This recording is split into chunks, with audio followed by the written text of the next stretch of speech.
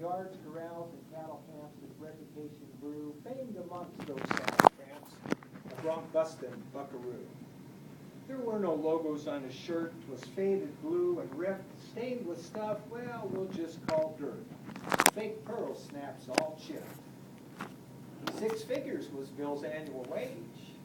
Yeah, if you include the cents, by any statistician's gauge was meager recompense. And well aware was Bill that his wages were quite low. But a man of his horse riding skill might consider turning pro. Pro rodeo, that is, the cowboy sport where prowess can be found, contested not on board or court, but out upon bare ground. So he started with the county fairs. No doubt you quickly guess how he collected winner's shares, became a huge success. Got trophies, buckles, and plaques to mark his rise to glory for staying on those horses' backs. A champion, end of story. But no, that's not how it went. Despite his reputation, his starry-eyed experiment turned into pure frustration. Oh, he rode consistently and well, as everybody reckoned, stayed aboard and never fell, until the final second. For 7 seconds, he would cling like fly to fecal creep. But before the horn or bell would ring, he'd fly out of his seat. He was the best one in the sport that never earned a score. He always was 1 second short and landed on the floor. In rodeos throughout the West, he'd not a shred of luck. He'd always end up dispossessed when that horse began to buck. Now, Bill's friends convened some meetings to save his self-respect, since all of those unseatings had had a bad effect. With Bill's hopes mostly shattered, they devised a scheme, believing that it mattered to restore his self-esteem. Now, Bill himself was not to know. He wouldn't have a clue of his comrade's scenario that involved super glue. There came a saddle bronc event, a major one to boot, where they found they could circumvent security at the chute. They created a diversion. All eyes turned to look. That moment's brief incursion was all the project took. The distraction lasted just a trice, succeeding in its aim. That bit of time did well suffice for the plotter's simple game. That fast ride blew spread thickly on the saddle, swift and neat. They timed it right for Bill and quickly dropped into the seat. This time Bill would make the cut. His friends were feeling smug.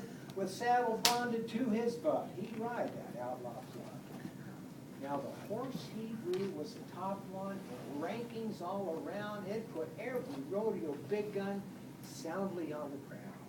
They called him Demon, aptly named, fire and brimstone filled, destined never to be tamed, malicious, strong-willed. Now, some folks might think about when the ride was through. How would Bill be getting out of the saddle in that glue? Not his friends, though. They were used to thinking in advance. All they knew was they produced for Bill a fighting chance. The gate slammed wide. The horse commenced to gyrate like a snake. It leapt and spun, grew quite intense, a true equine earthquake. Through it all, Bill held his own, screwed down hard and fast. The horn blared out. He was not thrown. He made it through at last. He pumped his fist. He waved his hat. He gave a rebel yell. Demon was the exorcist that broke the jinx's spell. Oh, but Demon really liked to buck at the horn. He did not quit. With the cowboy in the saddle stuck, he threw a walleye fit.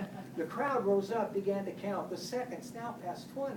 Some yelled, "Bill, time to dismount. You've proved your point aplenty." Bill himself was so perplexed at the pickle he was in, he began to feel a little vexed when the horse reversed to spin. He was pasted, bonded tight, like taffy to a denture. He only wanted to alight and end this weird adventure.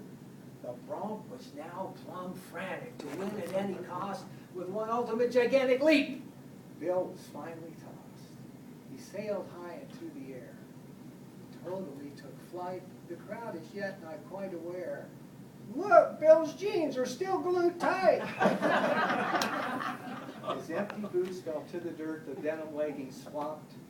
With Bill clad just in hat and shirt, time for a moment stopped. With Bill Airborne and the Altogether, the crowd still loudly clapping. His jeans refused to saddle leather, their empty legs a flapping.